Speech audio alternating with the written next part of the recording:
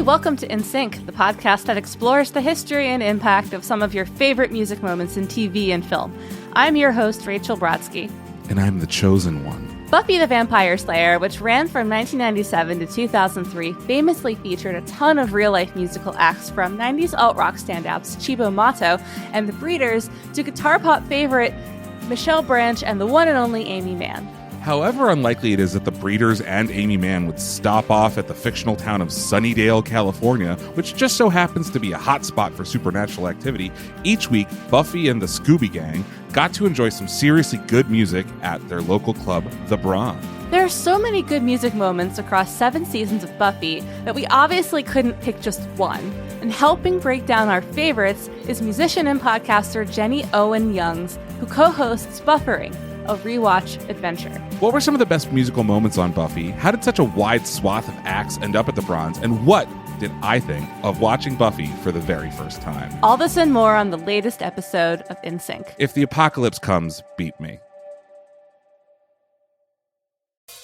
Looks like you need a vacation. Enter the 5-Hour Energy Where Will the Tide Take You sweepstakes. You could win a $10,000 dream beach vacation. Imagine jet setting off to a tropical paradise, having fun in the sun, or diving at a gorgeous reef. It's up to you. No purchase necessary. Go to 5HETide.com for official rules and to enter. That's 5HETide.com. Enter today. Ends June 30th, 2024. If you own a vehicle with less than 200,000 miles and have an auto warranty about to expire or no warranty coverage at all, listen up. CarShield has a low-cost month-to-month vehicle protection plan that covers more parts than ever. Visit carshield.com/audio to find out how you could pay almost nothing for covered auto repairs. Drivers who activate this vehicle protection today will also receive free roadside assistance, free towing, and car rental options at no additional cost. Get your free quote today at carshield.com/audio. That's carshield.com/audio.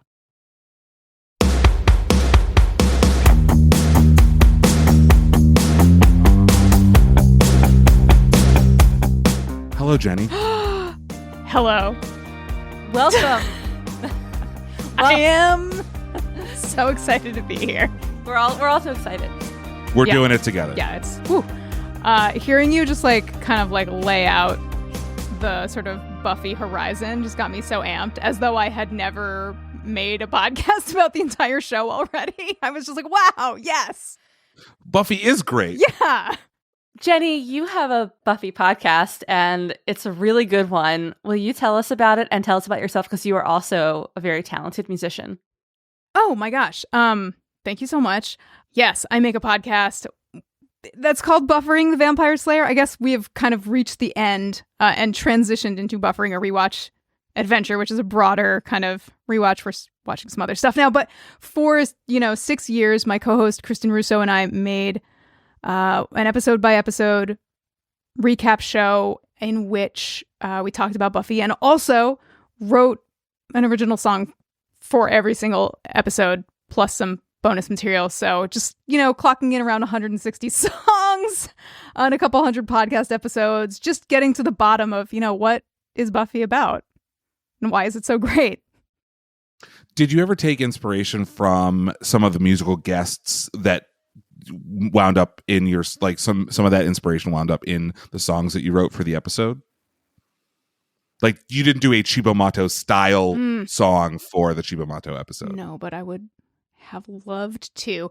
There are specific things, like there's an episode in season 2 called I Only Have Eyes for You that uses the Flamingos recording of that song repeatedly throughout the episode. It's kind of a plot fixture.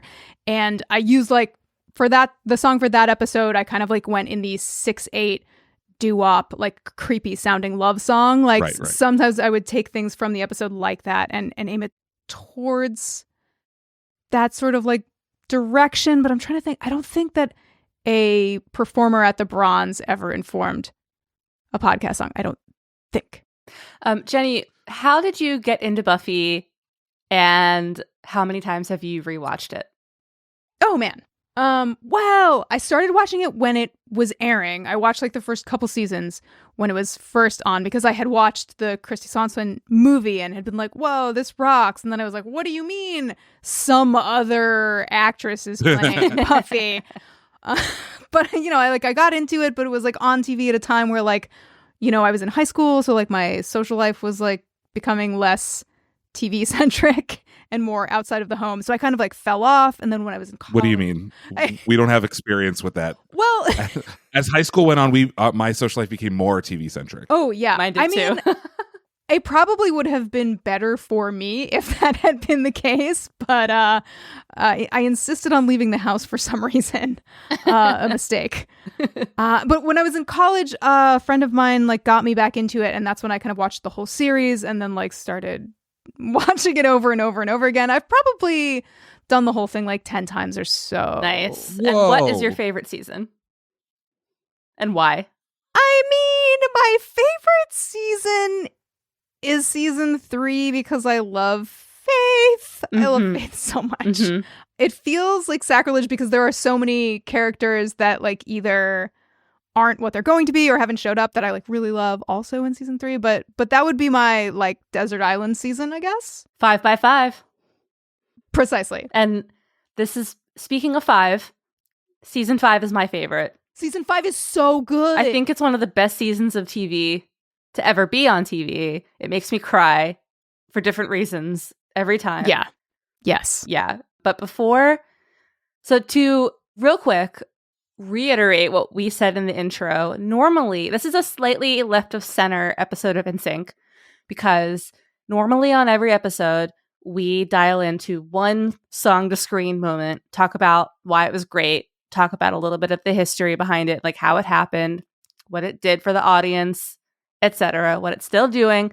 But this is a little different because, well, Buffy has so many great musical moments, and a lot of them happen on stage at a club called The Bronze in Sunnydale, which, as you rewatch Buffy and see how many just bananas bonkers things happen in Sunnydale, you wonder, well, first of all, especially by the end of the series, when the apocalypse is especially apocalypsing, like, and everyone's leaving the town of Sunnydale, spoiler alert, like, the Bronze is somehow still bumping with a bunch of attractive people, and bands are still there, including Amy Mann. So, like, how does that happen? I don't know. These are my questions. It gives me like Jennifer's Body vibes because that's like the whole town becomes this like vampire haven because some band led by Adam. Oh, what's his name? The dude from the OC. Oh yeah, what's his name? Brody? Adam Brody, Seth yeah. Cohen. Brody. Adam Brody like comes and turns Jennifer into a vampire. Like, it feels like these bands are complicit in the hellmouth that is Sunnydale. Sometimes when they play, they do have kind of a vacant look to them. But listen, when your routing is set, you have to get from LA to San Diego or San Francisco. Sunnydale again. Yeah, exactly. You got to make the stop and try to collect your guarantee and sell your CDs and then move on. Hopefully before the world ends. And there's always someone dancing seductively in the middle of the mostly empty The Bronze. Have either of you ever danced with your hands over your head? No. No, because I'm not Christian. That feels like a very like youth group thing to do. I'm not in a like. Do you mean in like a raise the roof kind of way? Like, I mean more like in the whitest way possible. Then yes. The majority of the would-be seducers and seductresses who take the dance floor on the runs, hands up. The hands are always up, but I've never seen that in real life. No. I've only seen it at like jam bands and like mega churches. I think the term, Aviv, you're looking for is noodling, right? Aren't they like noodling with their hands? Doing the wiggle worm? Kind of like the wacky waving arms guy outside of the car dealership? Yeah, okay. They're doing the air sock. The air sock. So if you, like me, are kind of a newbie to Buffy the Vampire Slayer, I want to set the scene in Fair Verona where we lay our scene. If you spend enough time on the internet, you'll see that meme that 9/11 helped take down Ellen DeGeneres' career through a chain reaction that involves Gerard Way from My Chemical Romance witnessing the destruction of the Twin Towers, and then Stephenie Meyer being inspired by My Chemical Romance to write Twilight, and then E.L. James adapting her own Twilight fan fiction into 50 Shades of Grey, giving Dakota Johnson her big break, all leading up to Ellen DeGeneres accusing her of not inviting the host to her birthday party. You just blew my mind. Have you never seen that? No. Oh, I mean, I was aware of all these things the happening independently of each other, but I did not know it was a domino effect. Oh yeah, and the latest domino to fall is that this also gave Robert Pattinson his start, and Robert Pattinson gave Christopher Nolan a book on Robert Oppenheimer on the set of Tenet. So if Christopher Nolan wins an Oscar, or by the time this episode comes out, has won an Oscar, it's all because of 9/11, maybe. The history of Buffy the Vampire Slayer and of prestige television has a similarly complex chain reaction.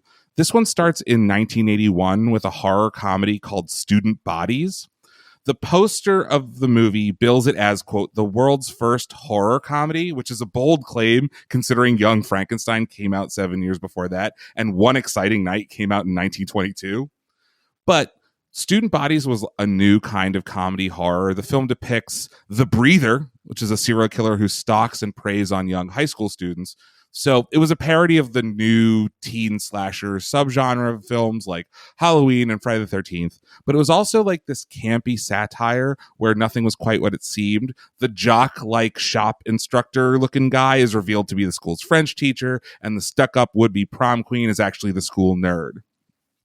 With the help of An American Werewolf in London, which is more college-centered, Student Bodies kicked off an 80s wave of teen-centered horror comedies, including Teen Wolf, starring Michael J. Fox, which is probably the most famous of these. Once Bitten, starring a young Jim Carrey. Both of those films were from 1985. My Best Friend is a Vampire, which is from 1988, starring Robert Sean Leonard from House and Swing Kids. And Buffy the Vampire Slayer from 1992. My Boyfriend's Back, which is about a girl whose boyfriend dies and then comes back as a zombie, came out in 93, which is not really relevant to our timeline, but it's a very fun movie. And this year's Lisa Frankenstein is harkening back to that type of subgenre. So people familiar with the Buffy production lore are probably well aware that the script, written by script doctor extraordinaire Joss Whedon, was a dark, broody, cerebral, actually scary horror comedy that commented on the role of women as lunch meat in horror movies. It was probably something closer to the lines of Carrie or Scream, which was still several years away. And the studio wanted something a little broader and something that took the Valley Girl trope, which was popularized in Valley Girl from 1983, which also weirdly inspired Teen Wolf. So in 1992, we have Buffy the Vampire Slayer, the movie. It follows a cheerleader named Buffy, played by future MAGA anti-vaxxer Christy Swanson, who learns that it is her fate to hunt vampires, and it also stars Donald Sutherland as her mentor, Giles, marriage. The director, Fran Rubel-Kazooie, saw it as, quote, a pop culture comedy about what people think about vampires. But Joss Whedon disagreed, saying, quote, I had written this scary film about an empowered woman, and they turned it into a broad comedy. It was crushing. The movie is weird, a bit goofy. It stars Rutger Hauer from Blade Runner, Paul Rubens, Pee Wee Herman himself, and Luke Perry from 90210, all of whom recently passed away. Buffy does a bunch of vampire slaying throughout the movie, but the climax of the film was one of the major deviations from Whedon's script. In Whedon's version, Buffy would have burned down her high school's gymnasium in order to kill Lothos. Oh, and that comes back into the compulsively. Off screen. We do here in the series many times. This lends to my theory. This lends to my Whedon universe theory. But in the movie, Buffy and the Vampire King duel, and Buffy manages to defeat him, and she and her beau, Pike, played by Luke Perry, ride away on a motorcycle. The movie was a moderate success, but ultimately destined to be in the VHS pile on top of Once Bitten, one of two movies in the 80s where Jim Carrey has a breakdance fight. Albeit maybe at the top of that pile, right? It may be one of the better or best ones of those movies. But cut to 5 years later, Gail Berman, who is the president and CEO of a production company called Sand Dollar Television, wound up owning the TV rights to the movie Buffy the Vampire Slayer, and she approached Joss Whedon to help develop his Buffy concept into a TV series. And Whedon explained, quote, and I thought, high school as a horror movie. And so the metaphor became central to the concept behind Buffy, and that's how I sold it. Whedon went on to write and partially fund a 25-minute non-broadcast pilot that was shown to networks and eventually sold to the WB network. For our younger listeners, the WB became the CW later on. Later, they would describe the show as My So-Called Life Meets the X-Files. With 144 episodes, the bulk of which I have not seen, I could not begin to do a plot breakdown of the show, but I want to pay special attention to the very first sequence. It's a classic one. Guy and girl sneak into a high school after hours. She's scared, but he promises she'll be safe. That is until she turns into a vampire and devours him. You see, kids, in this show, women can be vampires too. That's called feminism, kids. Yes. We then meet Buffy, who's 2 years younger than she was in the movie, but who has been expelled from her high school in Los Angeles for burning down her high school gym, giving us a classic Joss Whedon meta-narrative axe to grind TM. The characters in this, Joss Whedon with a chip on his shoulder is what changed both television and movies forever. And arguably got him canceled. Canceled. I mean, you know, who can say whose decisions did what? But the characters compulsively mention Whedon's original script's ending, as though the show picks up from a movie that none of us were allowed to watch. So Buffy moves to Sunnydale, which also happens to be a hellmouth. She meets high school friends Willow, played by Allison Hannigan, and Xander, played by Nicholas Brendan, and Giles, her high school's librarian, who is, in an extreme coincidence, a watcher, someone whose job it is to look out for vampires in Sunnydale and to help the Slayer. There's a local hangout called the Bronze, which is like their version of the Peach Pit or the Max, where real-life bands come and perform and sometimes set the backdrop for vampire slaying, teen melodrama, virginity loss, you name it. Somehow they can all hear each other in conversation at the table. At a neutral volume. Yeah, at a neutral volume. No one has to raise their voice. So as Rachel mentioned, Joss Whedon has been canceled, if cancel culture exists, because of his treatment of Charisma Carpenter, who plays Cordelia on this show. She came out pretty recently and said that his leadership of the show was very hostile, and he made a bunch of comments about her appearance and weight and the fact that she was a woman and pregnant and all of the feminist accolades that you can tell Joss Whedon desperately wants.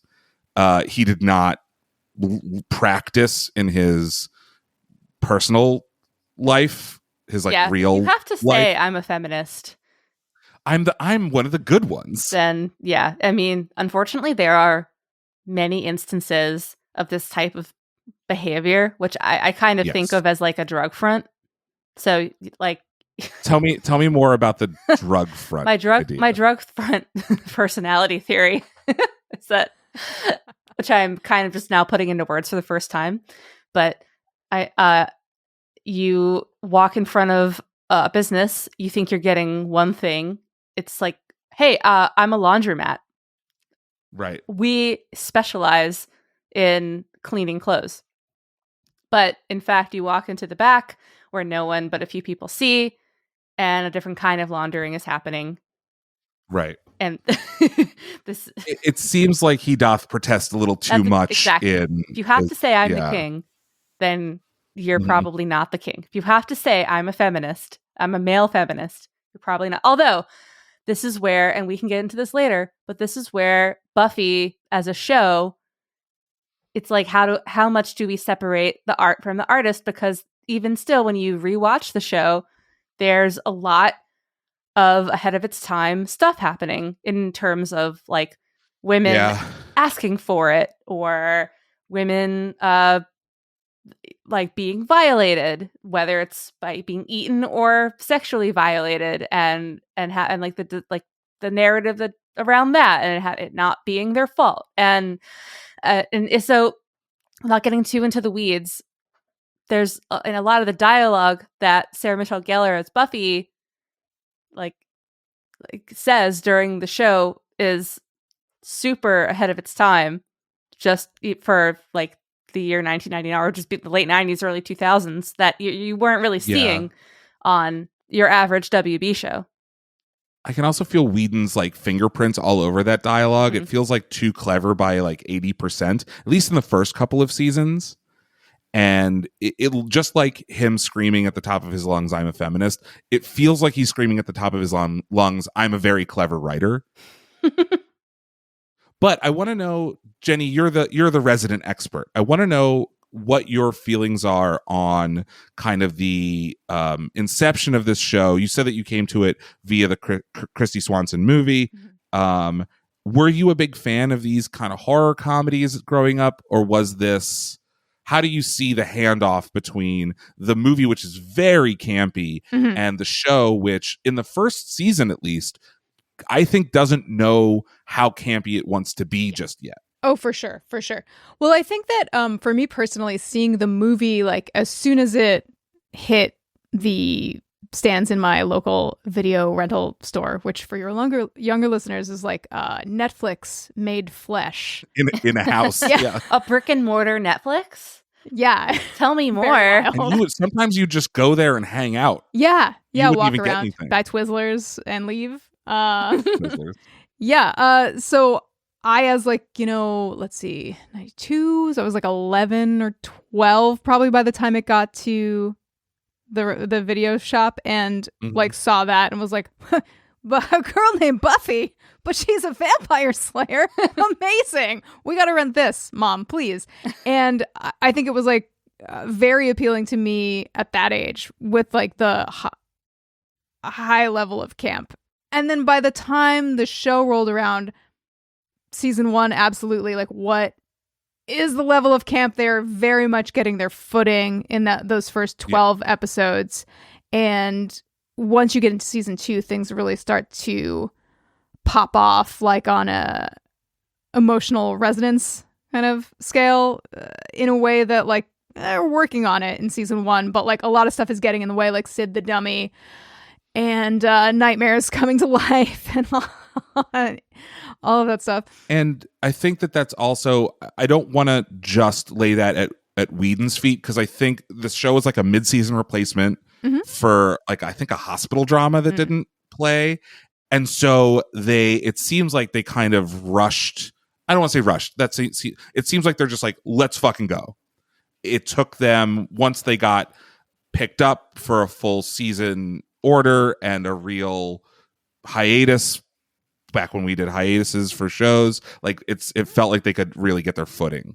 Yeah. I think I've never made a television show, but I have to say, from like a very far away place, zoomed way out, knowing very little, I don't envy people who have to.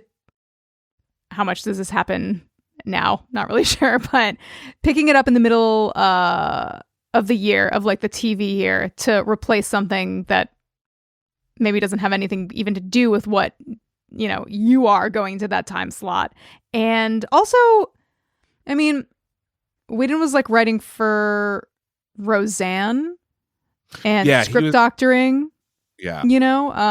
But this is like a different kind of format, and it's like the tone, I think, is like really the thing that's just sort of like all over the place in season 1 and gets more refined as you move forward. But it worked really well for me, having been like a child fan of the movie, and then like trying to get on board with like who's this new Buffy, and ultimately, of course, the show like transcends the movie and outpaces it, very quickly. Yeah, and Whedon himself said that the inspiration for Buffy came from an idea of Rhonda, the immortal waitress, which is just like kind of a nobody who has to save the world. And the tone came from a 1984 cult comedy horror called Night of the Comet. He's like said this in interviews, starring Catherine Mary Stewart. So it feels like this is where it came from, this very kitschy, campy place. And so it's interesting that it helped bring about some of the prestige TV to ever be on network. Yeah. You don't think that you'd come from like ultra low budget horror comedy and change the landscape of television forever. And yet here we are. And yet here we are. I think of Buffy as a entire series as being kind of uneven in the way that TV, when there were like 23 episodes per season, tended to be. And with certain incredibly like standout prestige episodes that definitely pushed the prestige needle forward. And like I'm thinking of episodes in Buffy like The Body, which is incredibly hard to watch, and The Gift, both season 5 episodes, and then episodes in I think season 2. Is it season 2 or season 3 where what's the end? I think like the middle to the end of season 2, where Buffy and Angel have they consummate their relationship. Spoilers. They consummate mid-season. Mm-hmm. Sorry, Aviv, I don't know how far you've gotten, and then oh yeah, I've jumped around a little bit. Well, cover your ears, as I say. Ooh. By the end of season 2, post consummation and de-ensouling of Angel, by the end of that season, just 12 episodes later or whatever, Buffy has to make the decision to kill her seconds ago restored boyfriend in order to save the rest of the world. It the stakes intended, are high. The stakes could never be higher. Yeah. I don't want to depart too much from the musical aspect of the show, so I'd love to learn a little bit more about the Bronze. Now, the Bronze appears in 66 episodes out of 144. Oh wow! So it's in the Bronze is almost like a character of its own within the show. And something that is interesting to me is like when we talk about shows like that have a performance aspect, like maybe Beverly Hills 90210 with like the Peach Pit Mm-hmm. After Dark, and this one, of course, I feel like today we tend to talk the most about the OC and its inclusion of music and bands that were popping off at the time, which also in itself became a meme. There's like a supercut of Seth Cohen saying "Death Cab for Cutie," which like is Chiba Mato is the same in that season 2 episode where they just like keep Chiba Mato's coming. You think Chiba Mato's gonna play? No, they're just gonna visit and build the stage, or I don't know, whatever. Knitting circle. The band that I think gets mentioned the most is a fictional one. Seth Green's Oz plays in a band. Dingoes Ate My Baby. The background of which, or the backing performers were a real band called 4-Star Mary. And so I think when Buffy is talking about real bands versus not real bands, like the not real bands tend to really take center stage. But yeah, well, they don't have to pay royalties or whatever. There was surprisingly little information about the behind the scenes aspect of picking these bands that appeared, because we talked earlier about like just like threw a few bands out there like Chiba Mato, Michelle Branch, The Breeders. Biff Naked was my favorite of the episodes that and I've what's watched. fun is like Biff Naked actually wasn't even at the Bronze in her episode. Yeah. She plays a college party, which, oh my god, like if if you're playing a college party as Biff Naked, that is a college party that I'd like to go to. But Jenny, you are a musician. Have you ever been in a movie or show playing either your own music or as a fake band, kind of playing along to some invisible playback?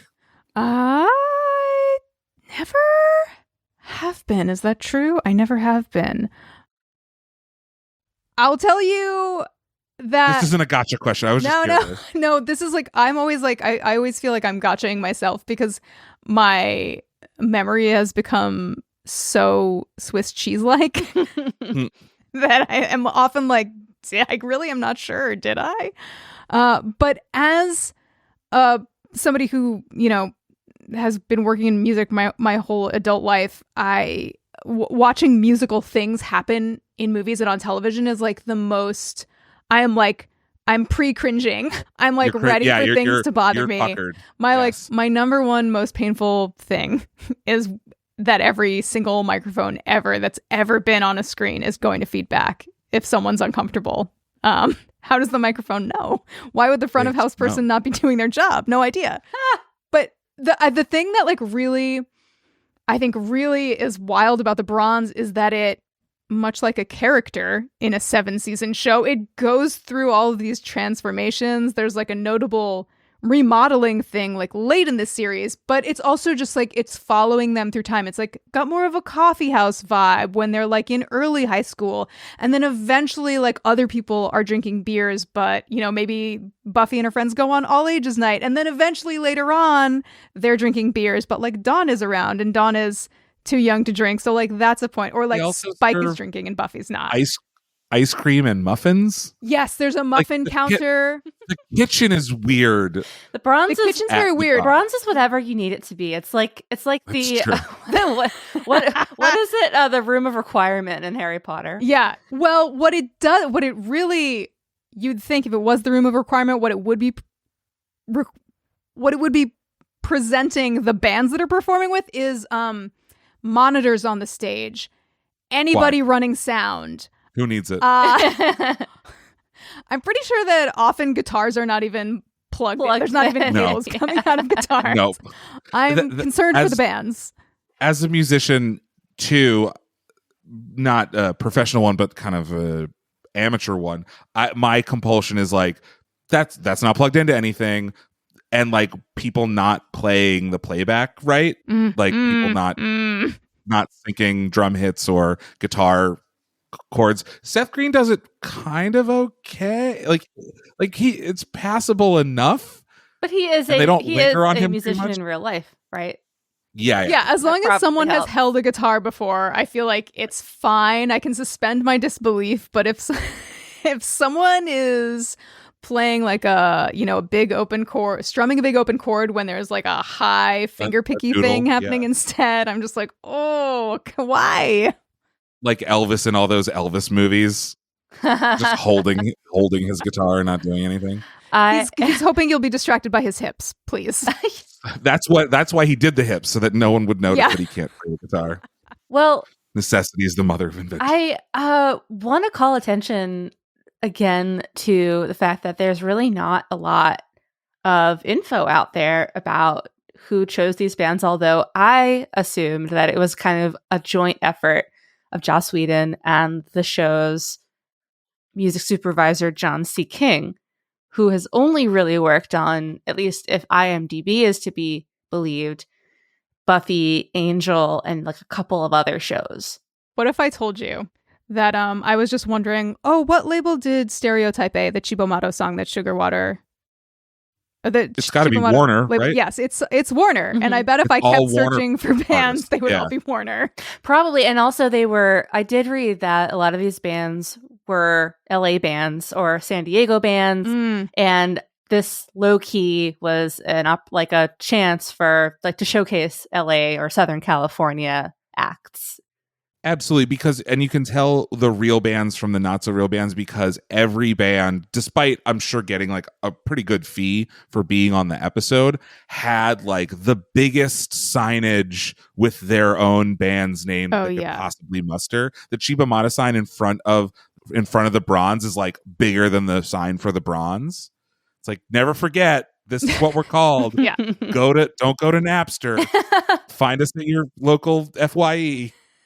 Jenny, do you have before we filmed this before we recorded, I gave Aviv a list because there are a lot of lists on the internet, like great musical moments or every band that was on or our favorite bands that were on Buffy, and you'll see some bands that were kind of flashes in the pan from like the 90s.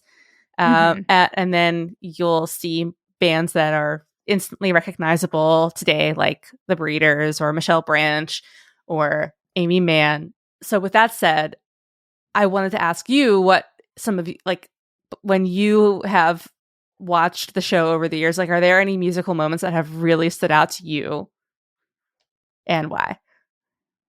I mean, I think my like absolute number one fave is Chibo Mato for a few reasons. Big Chibo Mato fan, love Stereotype A, love Viva La Woman. They rock so hard. And I just thought, I loved Chibo Mato before I really, watched Buffy all the way through, and so like when I got to that episode, having, I'm sure when it originally aired, I had no idea who they were, and then by the time I got around to like watching it for serious, I was like, this is amazing. I love you. The deployment of Sugar Water and like how everything feels and like what's going on plot wise, it's just like such a knife twist. Look, Angel, I'm sorry if I was supposed to spend the summer mooning over you, but I didn't. I moved on to the living.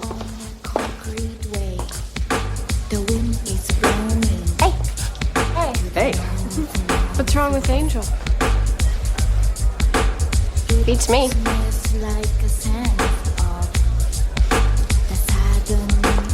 Let's dance. Okay.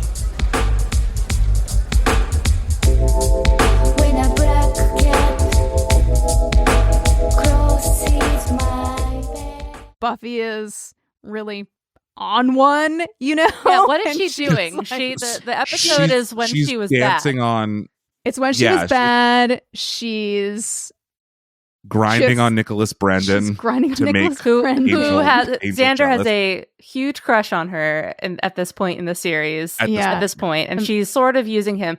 But is she under a spell or? No, they think she is. It's just trauma. Yeah, yeah. She's They're like, she's why just are in a you bad being a- place. Mhm. She's like, I was dead. Oh yeah, Yeah. she in the previous episodes Season finale, finale, yeah. she was pronounced dead and then brought back. Yeah, so you can Get see how over it, that would Buffy. make you want to do a sort of like spiteful little sexy dance up on your good friend who is really into you in front of your sort of like, is he my boyfriend or is he not? And soul vampire who's looking on. Work husband. Yeah. I really love Chibamato. I'm sure that you have seen it, but I want to shout out the music video for Sugar Water. Have you seen the music video for Sugar Water? Is Sugar Water the backwards forwards one? Yes. Michelle Gondry, right? It is. Michelle Gondry directed, the guy who directed Eternal Sunshine of the Spotless Mind and a bunch of other movies.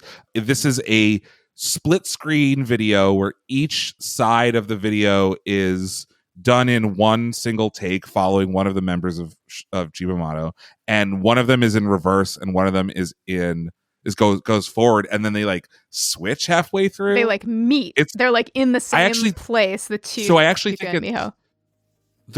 I think that the way it works is that it's one take of one thing and you're watching it forwards and backwards at the same time. I think that's how it worked. But either way, it's like one of the greatest music videos of all time. It's so and you sick. can get it on the Michelle Gondry like music video box set thing.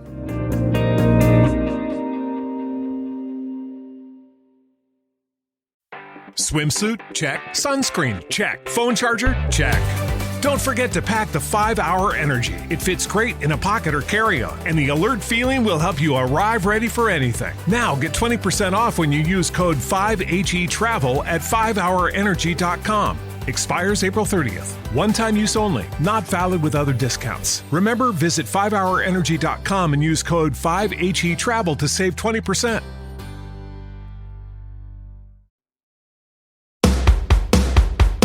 Speaking of Chibamato, though, I did find there's a great article written by my buddy and former Spin editor, Kyle McGovern, for Billboard in 2017, where he tracked down 5 acts who were on the bronze stage and asked them about how they wound up there and what it was like for them. And he spoke to Yuki Honda and Miho Hattori from Chibamato about their experience. And Aviv, I forget who said it, Aviv or Jenny, but you were right. This was a Warner Records, WB connection. And Yuka had a great quote in this Billboard catch up where she talks about like kind of going back and forth at first when they were being asked to like be on Buffy because, quote, it's not very cool to be on TV when you're a punk rocker. So my first reaction was hesitation. Then it was explained to me what the show was about, and I thought it would be really cool to be a part of it. The woman protagonist especially appeals to me. And she says, today, people still come up to me and talk about it. People love Buffy. The fact that we were there means that we also have a connection to people in a way that we couldn't have had without Buffy. And then she goes on to say that I really hope we have more shows where girls are kicking ass. We grew up in Japan where we had so many shows where girls kick ass or are the hero or save the earth. And it's a nice image to have when you're a child. That's great. And clearly it was more of a risk for bands before the show was known quantity. And therefore, I mean, if Warner says you're going to be on the show, you're going to be on the show.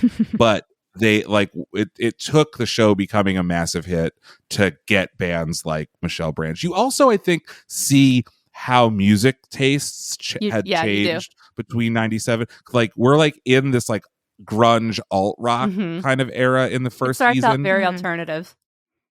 Yeah, and then you get to like THC in season 4, which I keep reading as XTC, and I'm like, they're making plans for Nigel. But THC Making is like plans for kind of a Buffy? hip hop. Making plans for Buffy. THC is kind of a hip hop band. Michelle Branch is very pop. Amy Mann could have been in season 1, to be honest. But the Bronze definitely got a new booking agent that had more eclectic tastes. Yeah, but like, there's just so many plot holes. I mean, you shouldn't think too hard about it. I shouldn't think too hard about it. The thing I'm bent around the axle about is Giles is the school librarian. Oh, And it's just like okay that he has this really weird relationship with like a handful of students. The administration's never like, hey man, don't go to their houses. Don't go to graveyards with them in the middle of the night. I'm hearing a lot of stuff about you. I guess they have bigger concerns, and also there's like a lot of subtext kind of like laddering up about like teachers and or more specifically principals and like what authority even means, and authority figures being like not to be trusted, and so I guess Joss Whedon chip on his shoulder in this world, in this dimension, that's probably like the least of, like Giles coming over to his students' houses to read old books. I'm a teacher. If word got out that I did that with my students, I would be fired. True, but just immediately fired. I had a question because this was my first experience with Buffy, and I was trying to kind of quantify it or qualify it in my notes, and it felt to me like 90210 meets the Scooby Gang. And then, so I just wrote that on my phone notes app. And then everywhere I read about it, they referred to this gang of like Xander, Willow, later on Cordelia, as the Scoobies or the Scooby Gang. Like, how was I so right? Yeah. And where did that come from? They just start referring to themselves as the Scooby Gang because like the group of kids, they are, I guess, aware in this world that Scooby-Doo exists. I mean, it's Sure. the 90s, and the 90s Who were... do you think played Sarah Michelle Gellar's role in the live-action Scooby-Doo film in the Buffy universe? Do we think that there is a live-action Scooby-Doo movie, or is it just the cartoon? Oh no! Now I'm like, my brain is folding in on itself. Well, you ever noticed that you kind of look like the lady from Scooby-Doo? Well, the 90s were a very 70s referential time, right? Like the 90s loved referencing the 70s, and in addition to it being maybe a little too snappy dialogue wise, like there's a lot of pop culture referencing and quips that are put into the script of Buffy. And it seems like they're acknowledging kind of the Valley Girl expectations of the movie Buffy, the Buffy movie fans. And Sarah Michelle Gellar, especially in the first season, is like making these Valley Girl-esque references about like shopping and all this stuff, but doing it sort of deadpan, which, to varying degrees of success. But like it's interesting how they're taking these expectations and subverting them in stylistic ways. Yeah, in the early seasons, I think that the biggest tension with Buffy, the character, is that she's a 16-year-old girl who wants to have a normal teenage life, who would be like the popular cheerleader if these vampires and other demons didn't keep getting in her way. And She couldn't rip a door off its hinges. and then as the show evolves, it becomes more existential, and it's like she's growing up and kind of losing that innocence a lot more quickly than your average teen would. And then there are things that happen in her real life and in like the extra dimensional stuff and that kind of age her very quickly. And like I think that might be the most interesting arc of like detail that's about when the arc. show started to grip me. Yeah, too. like I actually like the show a lot more in the later seasons when she's really grappling with like she's died and then gets brought back in various ways. And I don't want to get too specific, but she suffers a lot of loss. She suffers a lot of like these things are outside of my control, but it's all kind of a metaphor for getting older, coming of age.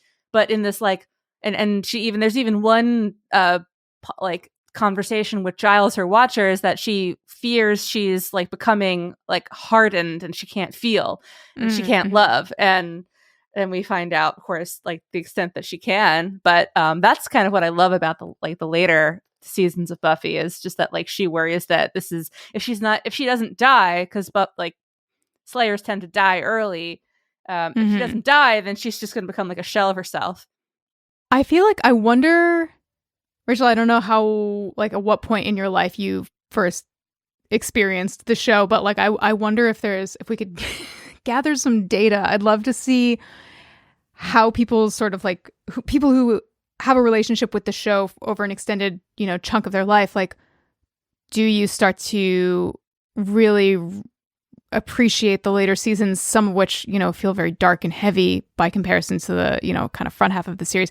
Do you start to really appreciate those more as you yourself move further and further into adulthood and, have a greater likelihood of experiencing loss and sort of like versions of what Buffy is going through? I'm gonna guess that if I had watched the whole series as a teen, I probably would have, you're in the beginning, you're invested, and then you want to like stay with these characters. But like,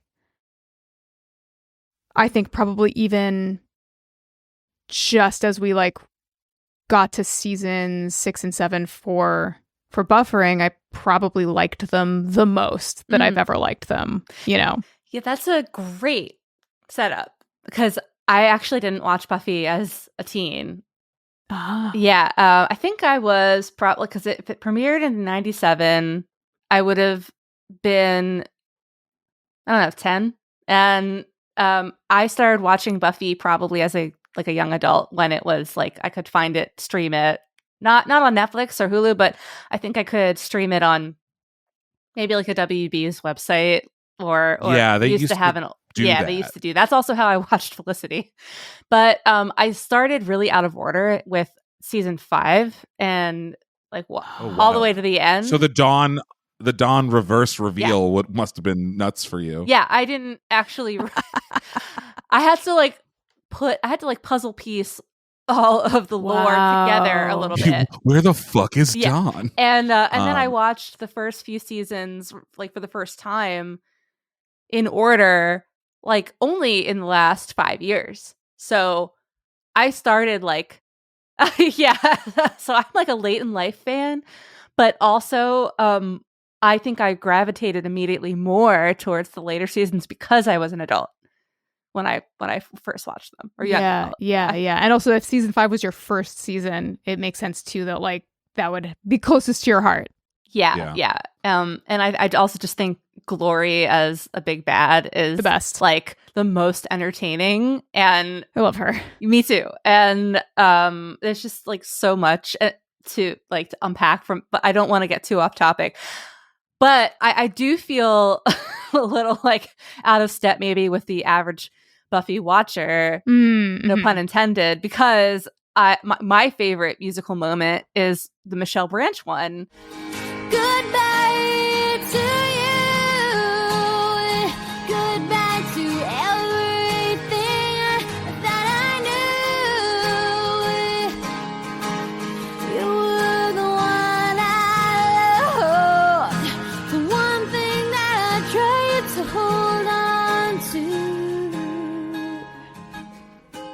where Michelle Branch is singing in season 6, season 6 is, I think, by far most people's least favorite season, and I totally it is the darkest season, and it also involves a lot of like relationship loss.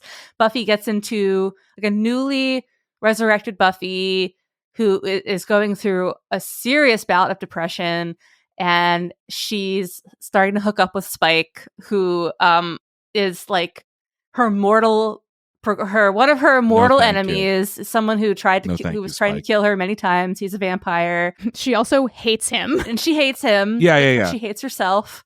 Mm-hmm. But also she's like feeling a weird closeness to him because he can really understand what she's going through, for better or for worse.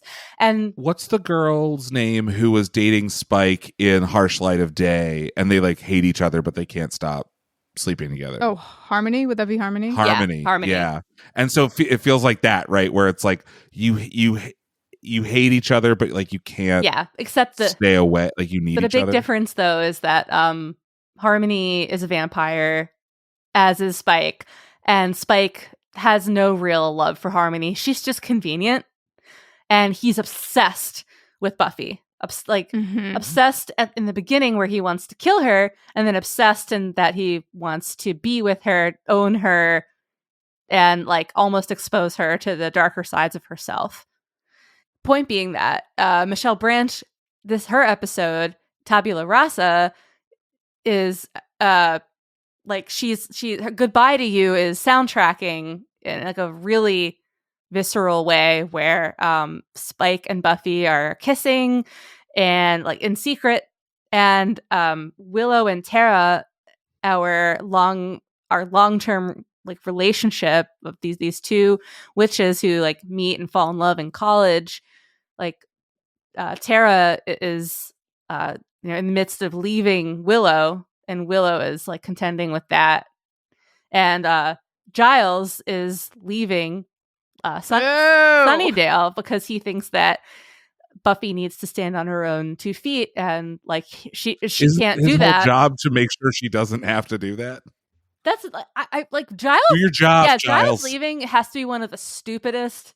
Like I have Tony had wanted to go home. Yeah, I have like a whole rant of problems with season 6. Yeah, but in that way, because it's like he gives her money because while she's been dead, I guess all of her money that she might have gotten from her mother who passed away in the previous season is gone, and Giles is paid as a watcher.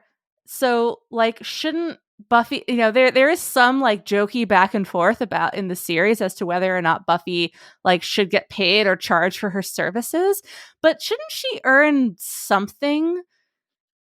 Watchers Council has enough money to pay dozens and dozens of watchers, only one at a time of whom has an active Slayer. Like, wouldn't it be better for the world if she had time to like live out her to live her calling? I feel like this is like the socialist utopia that we all need, of like all of her basic needs should be taken care of anyway, so that she can be a Slayer. Do you have a favorite musical moment, Jenny? I'll share mine to give you time to think. I've only seen about a dozen episodes, so I have a far smaller sample size, but I really, really liked the Biff Naked musical cue, which is where Buffy sleeps with Parker? I want to say Parker. I was going to say Troy. He looks like a fucking He does Troy. look like a Troy. And this was one of the first episodes that where it felt like the theme really got to shine through, and I saw both the mortal storyline and the extraordinary storyline like adding to the theme, which was that how like sex complicates things. So she and Parker have sex during or to this Biff Naked song. Because I could stop if you wanted. It's your choice. What are you doing? Making a choice.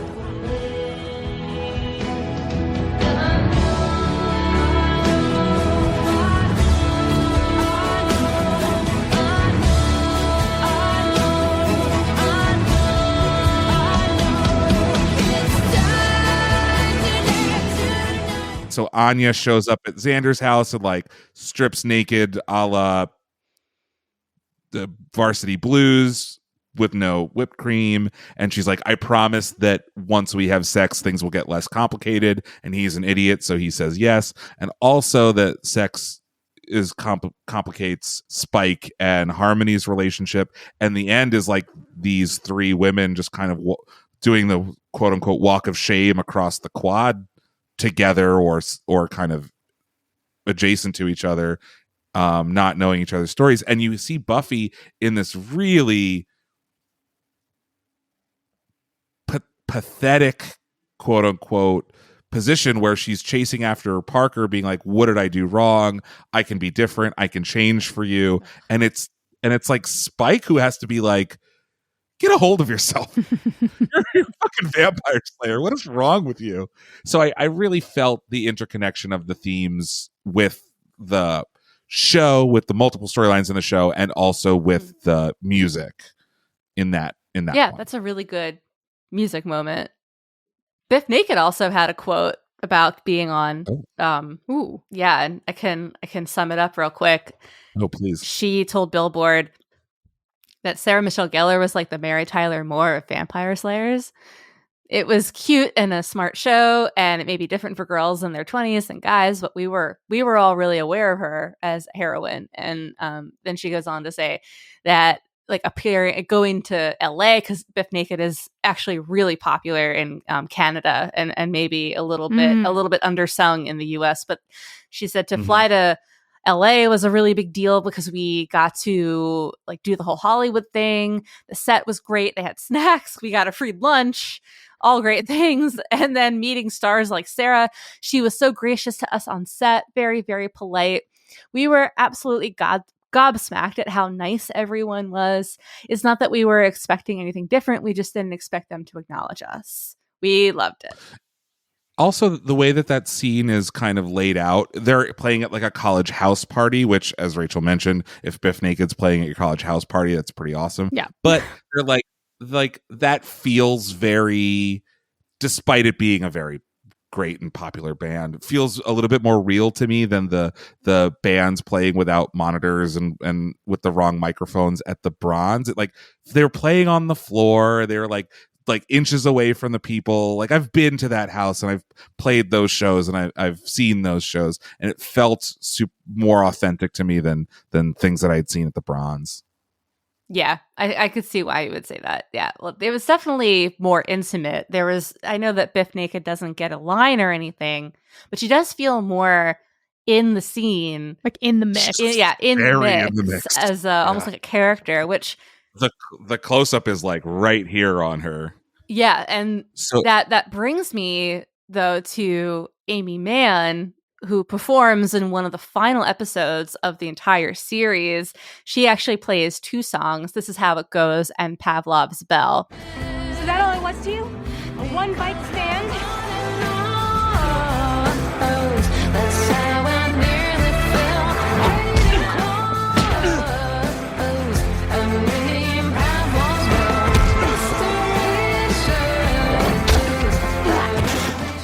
For the episode Sleeper, and she has the only speaking role of any band at the Bronze. And what's happening in the background is that the Scooby Gang are battling their most frightening and like existential, like the biggest existential threat that could just ruin the world. So when Buffy is brought back, I guess it like has this, it like creates this fissure in like the time-space continuum, and suddenly anything goes. And now the ultimate evil called the First. Oh, suddenly anything goes. Yeah. But particularly because Buffy gets like brought back to life, they inadvertently create an environment where the first evil, like the first and ultimate evil is now a growing threat, wants to take over and just destroy the world. And the first evil is using Spike as like a sleeper agent, and they're just like about to figure this out, but they haven't quite figured it out yet. And by having someone play a little tune from Spike's youth Spike is like activated, and Spike he starts creating. He starts siring new vampires, but he doesn't remember doing it. And he's the Vampturian candidate. Wow. You're welcome, everyone. That's awesome. Yes. And Spike shouldn't be able to do this because a while back, this is going to sound so ridiculous out of context.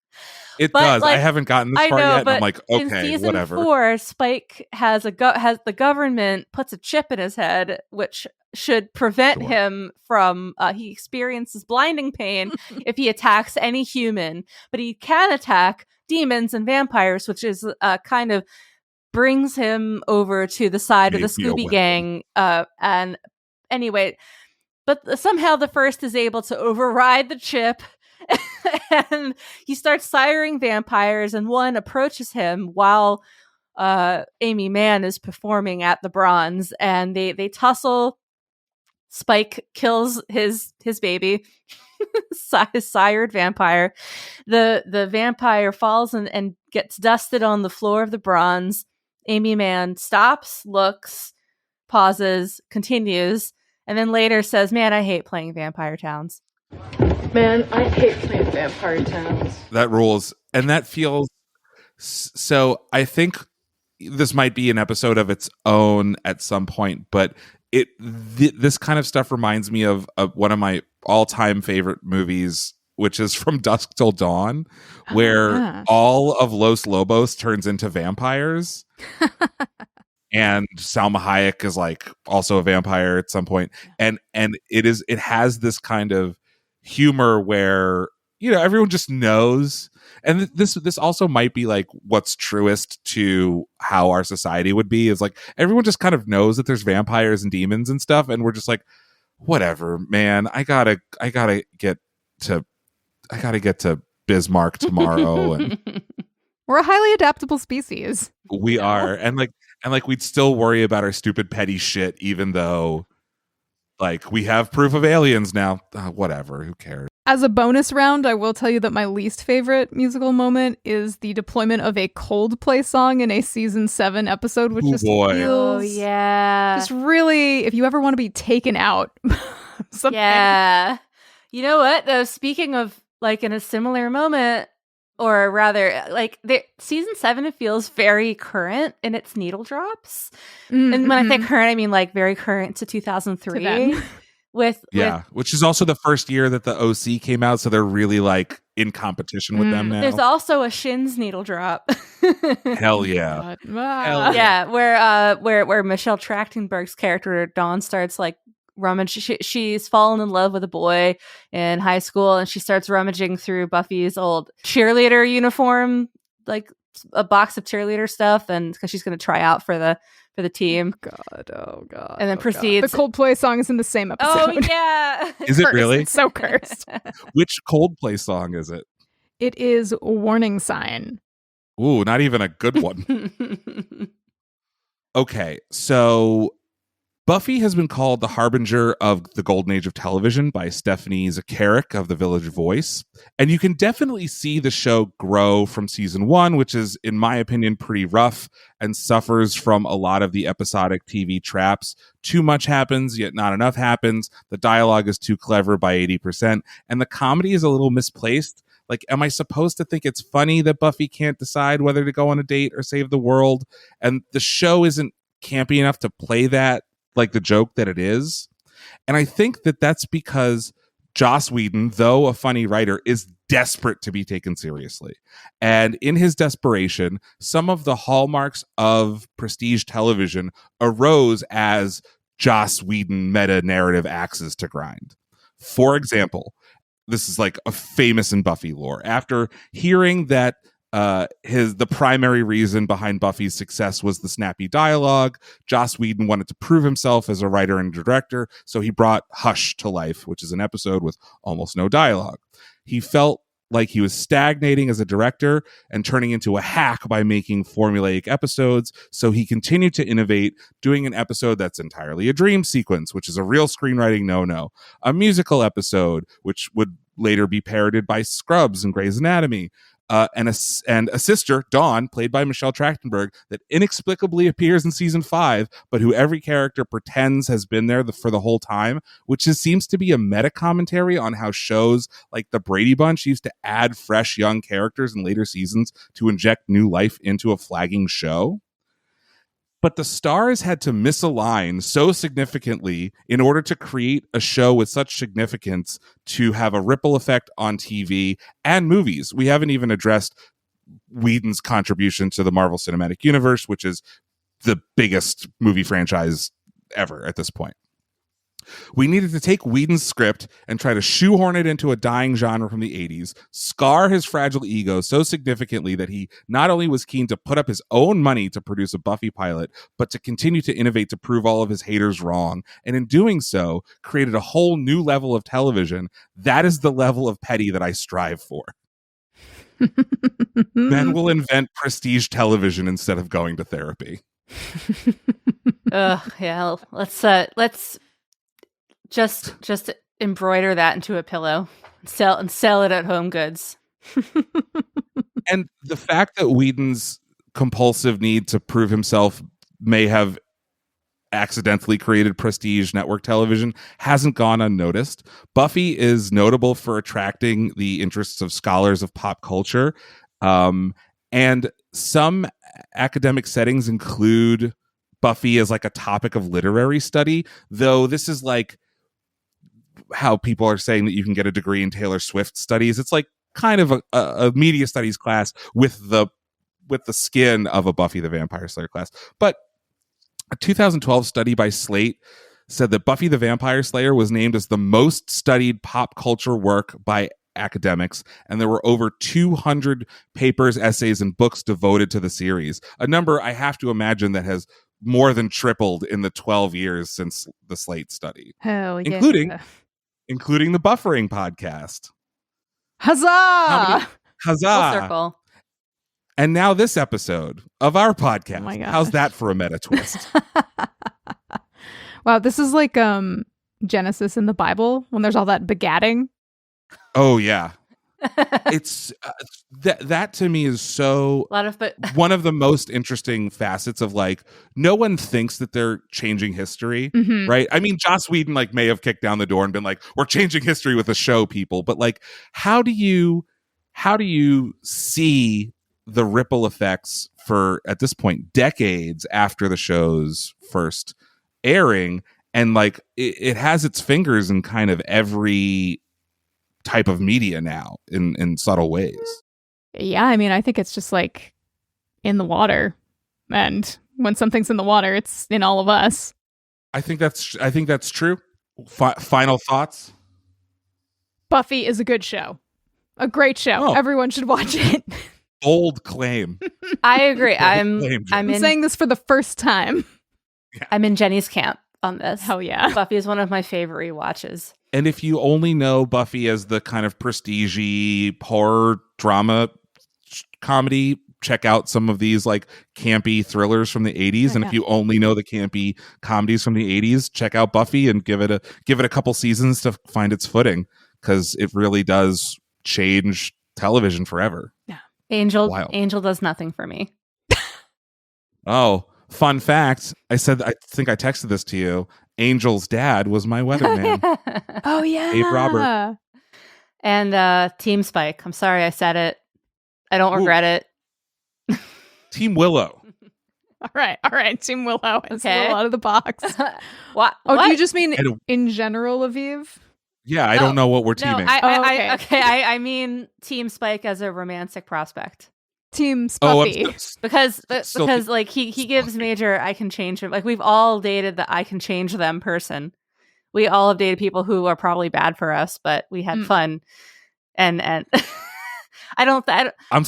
guess I'm sticking with Willow then. I don't know. Definitely not Team Spike. Yeah. This probably says a lot about my taste. I make no apologies. You're not alone, Rachel. There's plenty of your brethren and sisterin. Yeah. Thank you, Jenny. Jenny, where can we find you on the internets? And I know you also just put out an album, right? Oh, yeah.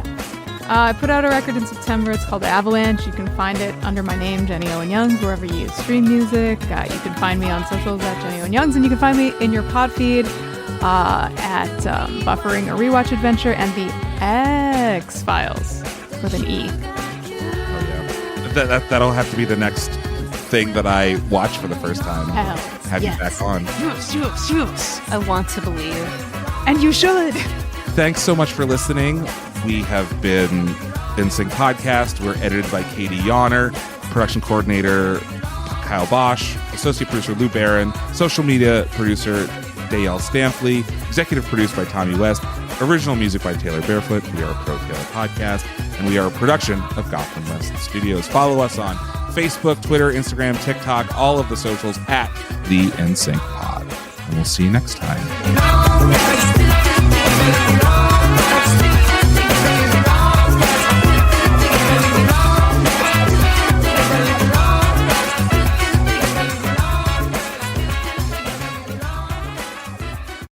If you own a vehicle with less than 200,000 miles and have an auto warranty about to expire or no warranty coverage at all, listen up. CarShield has a low-cost month-to-month vehicle protection plan that covers more parts than ever. Visit carshield.com/audio to find out how you could pay almost nothing for covered auto repairs. Drivers who activate this vehicle protection today will also receive free roadside assistance, free towing, and car rental options at no additional cost. Get your free quote today at carshield.com/audio. That's carshield.com/audio.